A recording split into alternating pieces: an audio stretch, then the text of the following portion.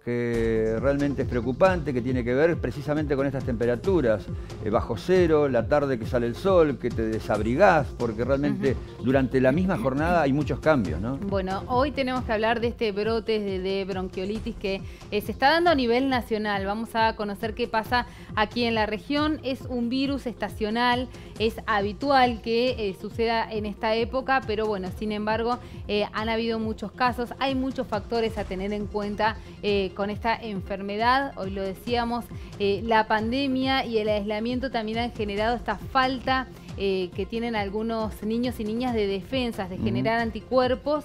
Bueno, hoy se ve reflejado en las guardias de los hospitales. Ahí está el problema, ¿no? La gran cantidad de gente que va con sus nenes al no tener obra social, o muchos que van con obra social también a los hospitales. Conocemos este informe que hemos preparado en el que vamos a ver también cuáles son los síntomas y cuál es el momento para ir y recurrir al pediatra.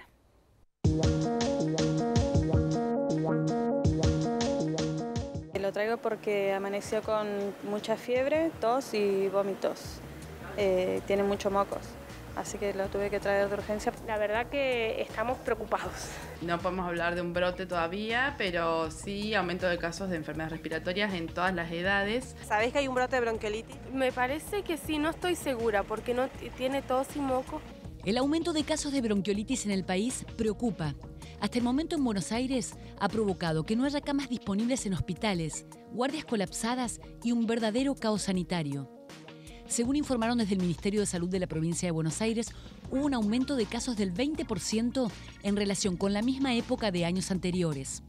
En la región también creció la demanda y están todas las alertas encendidas. ¿Pero qué es la bronquiolitis? Las bronquiolitis, por definición, son en menores de 2 años. Es el primer episodio de infección viral de la vía aérea baja, o sea, de los bronquiolos, por eso se llama bronquiolitis, que en el 80-85% de los casos es producida por el virus sincicial respiratorio, que comienza a circular en la etapa de fin del otoño, principio del invierno, haciendo su pico generalmente de mediados del invierno hacia fin del invierno. El sincicial respiratorio es un virus muy transmisible, que no lo hace solamente por el contacto directo de las gotas, sino muy efectivamente por el contacto de las cosas contaminadas. Por eso es importante el lavado de manos, la higiene de los lugares y la ventilación. En este caso es muy importante la higiene de los elementos que tocan los chicos o que tocan las personas que están con tos, etcétera, para que otro toque y se lo lleve a la cara o a la boca y de esta forma se contagie. En la zona cordillerana se ha notado el incremento de casos y brindan desde el hospital un dato interesante relacionado con el comportamiento de los virus en pospandemia. Hay más casos en los pequeños, que son como las poblaciones más vulnerables, entre los chiquitos y los más grandes. Siempre empezamos a preocuparnos bastante más. Ante la pandemia no habíamos tenido casos más que no sean de COVID.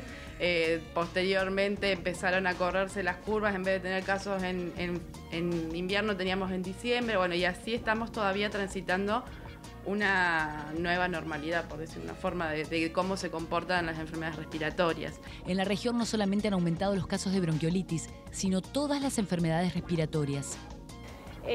No solamente eran los niños menores de 2 años los que son más afectados, sino tuvimos muchas recaídas de los pacientes con una comorbilidad previa, como por ejemplo el asma.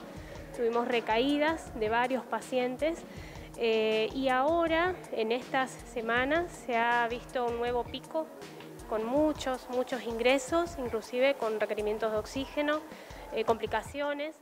Es vital en todos los casos, ante la presencia de síntomas en menores de 2 años, acudir de manera inmediata a un centro de salud. Cuanto más pequeñitos son, deben consultar con mayor rapidez porque es el niño que tiene más riesgo de enfermar grave. En Cipolletti, la situación se agravó en los últimos días. La sala está llena de respiratorios. Creemos que en estas 2 semanas aumentó un 20% inclusive de las consultas. Y de las consultas, el 90% son por patologías respiratorias.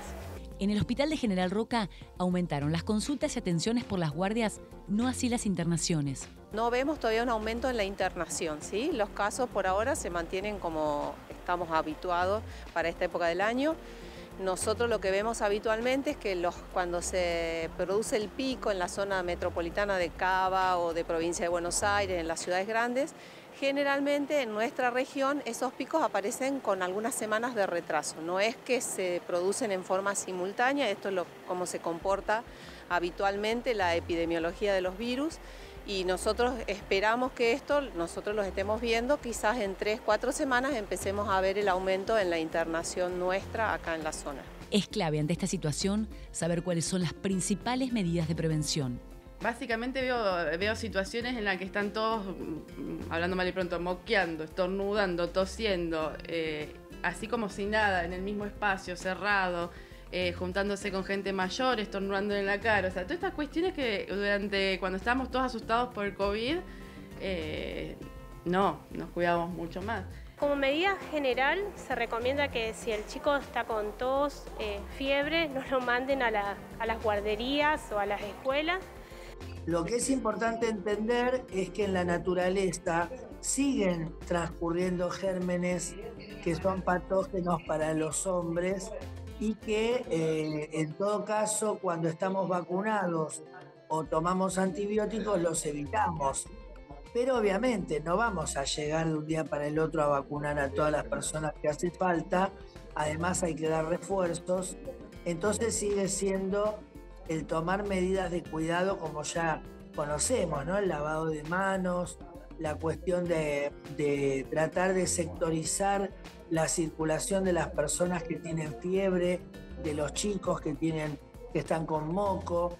Y bueno, por supuesto, también estos cuadros se pueden transformar en cuadros de gravedad. Entonces, en este sentido, estar atentos sobre todo con los chicos, con la dificultad respiratoria, ¿no? Con un aumento en la respiración, cuadros donde por ahí no pueden comer. Cuando la persona no puede comer por la dificultad respiratoria, eso es un indicio de un cuadro de gravedad.